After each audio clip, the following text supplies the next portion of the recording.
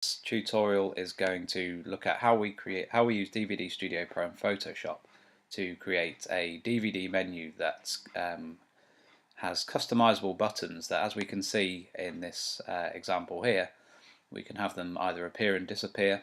We have different shapes on each one, and we've kind of taken that next step into customizing our menu even further to make it look a little bit more professional. So what we'll do is show you how to create this in Photoshop, then how to bring it into DVD Studio Pro, and how to import that in. Now there's a few key things to note with this tutorial, and these are very important, and that is that when we go into Photoshop, in order to be able to create the buttons to be customizable in this way, we must be using RGB layers, and what that means is we have our red layer and our blue layer here, and these colors that we use, they have to be precise, and the precise color is 204. So remember 204 when we're in Photoshop. We have to be a red 204 or a blue 204. Okay, that will all become clear in a moment. So let's go into Photoshop. So we're going to recreate what we have here in Photoshop now. So if we go over to Photoshop, and the first thing we need to do is create a canvas that's the right size for our DVD menu, so that everything is in the correct proportion. So let's first of all create a new file, and our DVD menu is, if you go into the presets, you'll have a film and video preset, and you need to choose the one that is the HDV 720p, and that should give us a 1280 by 720 menu there. And then change the background contents to transparent. As you can see on in Photoshop, when we use the film TV layout, it gives us our title safe areas here. So when we're designing our menu in Photoshop, we can ensure that any buttons that we put on, any text, is all within the TV safe area. Okay, so first of all, let's open up our image that we were going to use for the menu, which is this one here. I'm going to select that by selecting all. Then I'm going to copy that onto my background. Now, it's obviously a little bit too big just at the moment, so in order to change the size, I'm going to transform that, and you do that by pressing Command and T on your keyboard. Then you need to hold down Shift in order to ensure that the ratio of the picture stays the same. So let's make that the right size for our image now. And it's simply a case of dragging it to fill the screen there. Okay, so there's our background. Once you're done, you have to press Enter to make the changes. Okay, so we have our background. First thing I'm going to do is create a couple of text layers. So the text is going to be part of the background, so that won't actually be part of the button. So I'll create the text tool, which is the T down here on the left hand side. I'm going to draw a text box, and I'm going to type in play movie. Okay, so that currently, I've used a font called College. This is a downloaded font. Obviously it's down to you to find a font that you like and one that you want to use, but I've used this one called College. It looks quite like a sort of a high school college font. Now, I want this text to be the same colour really as the background image, so that it looks kind of right. So what I can do here is highlight this text, and down here on my colour tab, if I click the colour, it gives me a little dropper here, so I can actually use the dropper and I can make that colour the same colour as the boxer. There we go. Okay. I'm going to just create another text layer over here, and this one is going to be my extras. Now, it should have saved that colour from previously, so it should be the same now, but just in case, just do the same process, colour drop that. So we now have two buttons that are the same colour, and they look right as part of the DVD background. Notice that it's created layers here on the right hand side, two text layers.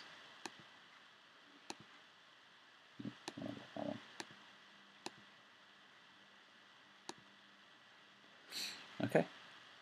So the next thing we need to do is this is purely our background. So what we can do now is if we save this now, this is an important part of the process. So if we file and save as, and let's give this a name like let's create a folder.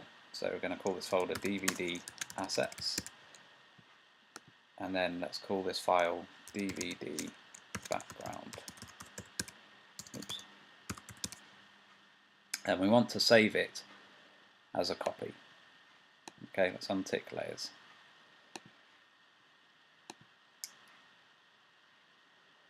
Right, okay, so we should have that now saved. Now here's the tricky part. So what we want to create now is two buttons that are customizable. So as we remembered from DVD Studio, I had a boxing glove and I had a boxer. These are two images I got off Google simply by searching for a boxing glove vector or a boxer vector. So you can look for whatever shapes you want to use depending on what kind of menu you're trying to create. So back to Photoshop. So if I open up the file that I downloaded, which was called a boxing glove, there we go, let's see if I can find it.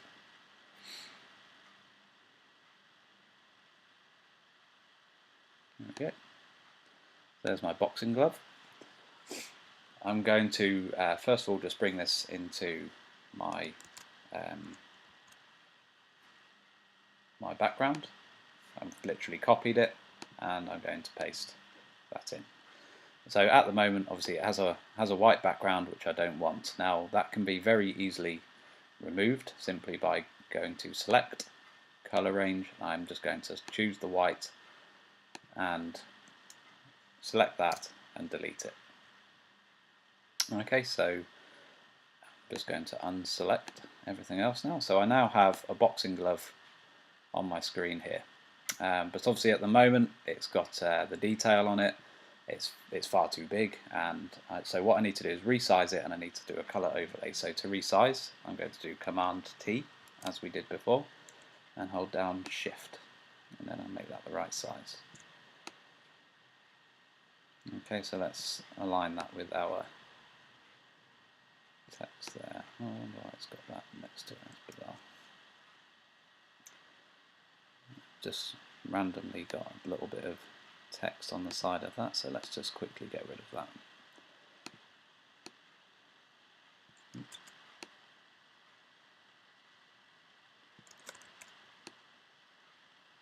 Okay, so we've got the glove. To do a color overlay, that's as simple as double clicking the layer on this side. So I'm going to click the actual image and it brings up these options, and I have one which is called color overlay. So if I tick that and select that button and then click this color box here, I can now choose what color I want that to be. Now if we remember from before, it has to be an exact color, so I'm going to make this the blue channel. So notice here we have R for red, G for green, and B for blue. So the blue needs to be 204, and the green needs to be 0, and the red needs to be yellow. So that has given me the exact shade of blue for my glove. Okay, so we're going to repeat the process now for the other button, which I had as a boxer. So let's open up my boxer image. So there's my boxer, which I literally got straight off Google. I'm going to select all, and I'm going to copy that, and then paste that. Let's go to these. Paste that onto my background.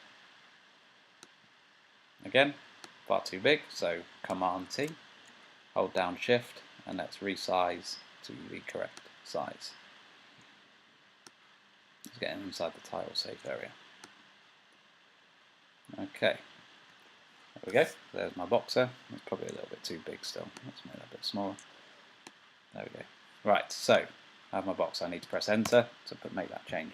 Now this needs to be red, so I'll double click this, Layer, Color Overlay, change this to red, and remember it has to be exactly 204 on the red. Change the green to 0 and the blue to 0. So there we have my blue boxing glove and my red boxer. Now, don't worry at this stage about those colours, because that is not the colour they will be as we bring them into DVD Studio. Right, so in order to make this now a file to bring into DVD Studio, we have to save it as a separate file to the background layer that we saved. And what we need to do here is turn off all the other components that we don't need. So we turn off our text and turn off the background so that we literally just have our images. I turn those off by clicking the little eye icons on each layer. Okay, so I've literally just got my boxer and the glove. So I'm going to save this now as a, let's put it in the right folder, so my DVD assets folder. Let's call this one DVD overlay. And I'm going to save it as a copy. I don't want it to be layers. So save it as a copy. Okay, so I now have in my folder two separate files. I have a background and an overlay file. My overlay is literally just that, and my background is my image. So if I bring these both now into, let's get rid of this menu I had here. If I bring these now into DVD Studio, so I'm going to first of all add a new menu, because this is what we're working on. I'm going to import those two files that I've just created. Okay, and this is the straightforward bit. So we take our background file, drop it onto the middle, hold it there, and notice it will give us these options. I want to set background all layers visible. So there is my DVD background. Okay, and then with the overlay file, I'm going to drag that on. Same option, but this time I'm going to choose Set Overlay. Okay, so now you can't see anything there, but that has now put my file on top of my background file as an alpha channel. And here is how it works with buttons. So if I now draw a button over my image that I've just got on that layer, so there's my boxing glove. Notice it's obviously currently sort of grayed out. It's quite likely on your own settings that it will say grayscale in our thing over here. We just need to change that to chroma, and that will give us our red and blue options. Now let's just draw our button over our boxer too. He's there, you can just about see him. Okay, and here's the reason we can't really see what we're doing at the moment. It's because we have opacity over here. It's all over the place. So we're working with the red and blue level. So we can let's turn the black down. We focus on the red one first. So the red was our, which one was the red? The red was the boxer. Okay, so if we put the red up, we should, in theory, and let's check. Let's say that when the boxer is on screen, when he's selected, we want him to be black.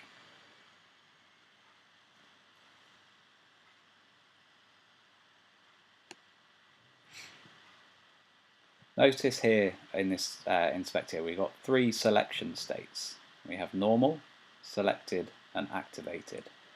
So this is the three stages your button can be. When it's normal, that's what does it look like when the mouse or your DVD remote button isn't on it.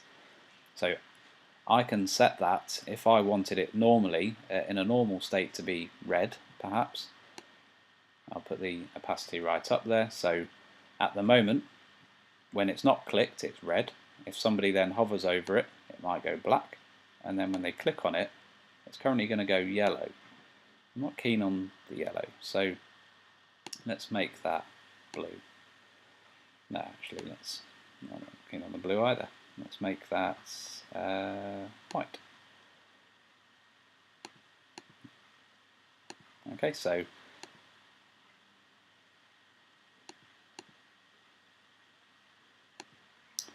So in our normal state, he is red. When it's selected, it's black, and when it's activated, it's white. So let's do the same thing now for our glove. So we're obviously working now with the blue level. So when it's in its normal state, we want it to be red. Let's put that right up so that it's full, you can see it. When it's selected, we want it to be black, like the other button. And when it's clicked, we'll have it turn white. Okay, so if we now go into our simulation, just got to set the first play. So if we click in our grey space here, first play, we want the menu. Okay, so let's simulate what we have here. So at the moment, depending on which I select, it appears like that. And if I clicked one, it goes white. Okay, if you can remember from the menu, I had it so that the gloves or the icon appeared as you hovered over it. So to do that, it's as straightforward now as when we click on the button, our normal selection state, we want it to be invisible on both of those. So invisible on the normal state. So when you haven't got it selected, you can't see anything. When you select it, it's black, and then when you click it, let's now make that red, because then it kind of makes you realize you've clicked it. So if we simulate again, you'll see now that if we hovered over this, we can see this glove. If we came over here and hovered over that, we can now see that, and the glove disappears. That's because this is now in the normal activated state, and the glove is in the normal state and has disappeared. That's how that works. Okay, so obviously using this technique, you can create any shape and put buttons wherever you want to put buttons.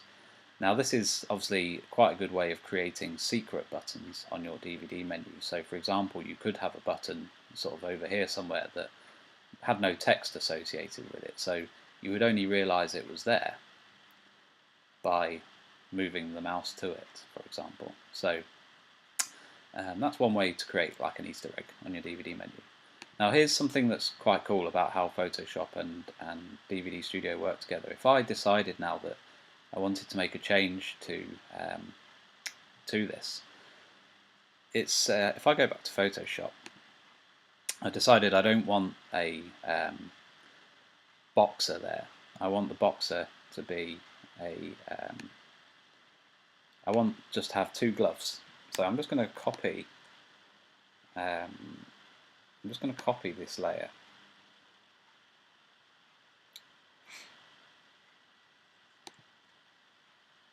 So duplicate layer.